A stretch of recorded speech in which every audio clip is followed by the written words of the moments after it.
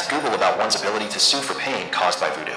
This is the response. In most legal systems, particularly in the United States, a person cannot sue over pain solely attributed to voodoo, because the legal system does not recognize supernatural means as a legitimate cause of harm. However, you may be able to sue if the actions related to the voodoo practice constitute a recognized legal wrong, such as intentional infliction of emotional distress, harassment, or fraud. Fucking bullshit, man.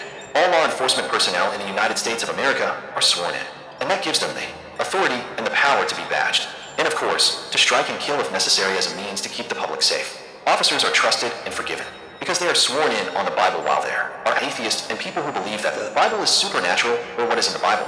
As supernatural events are myth, so in essence, the honorable judge who chooses to dismiss a case based on his or her judgment that the case is determined to be involving the supernatural is merely a contradiction in their own robe.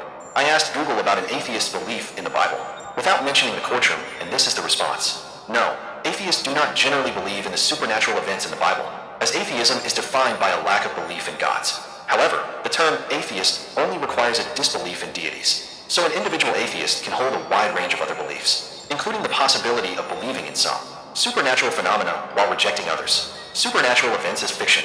Most atheists view biblical supernatural events, such as miracles, as fictional or mythical, much like the stories of other cultures. They see them as human inventions to explain the unknown, not as literal occurrences. Lack of belief in gods is the only requirement.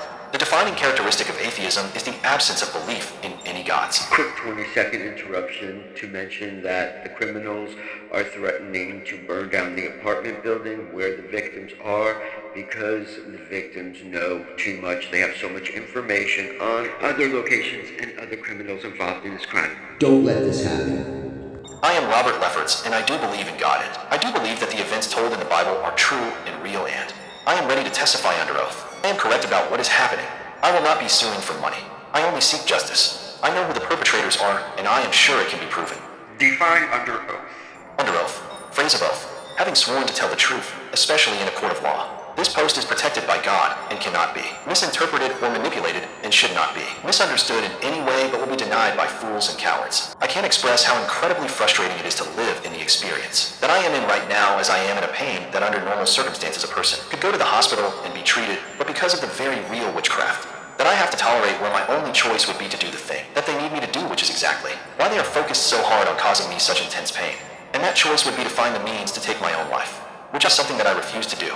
The reason they are pushing the pain so intensely into me is because my determination to get authorities to take action on getting to that room without the possibility of being persuaded to believe that it is impossible for there to be such victims under such circumstances. The pain I'm experiencing is excruciating and almost paralyzing, and that mixed with the psychological impact of a mainstream society's disbelief that what is happening with me may be a possibility is enough to make a person strap on a full metal jacket and go out shooting everyone for letting these evil criminals take over, which of course would turn me into a hypocritical, murdering scumbag, which is exactly what they want. As long as I commit suicide, of course. Don't worry, I will not be doing anything like that.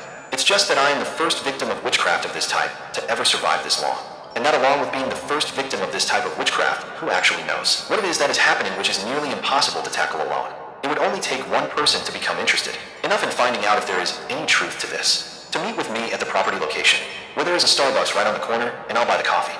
Then you will prove to be someone who cares about the possibility of victims being tortured right here, in the United States of America. Please do this. You need to understand the way these evil criminals work.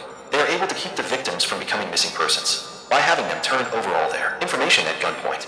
The criminals are able to avoid all suspicion by using telephone robbery mixed with witchery.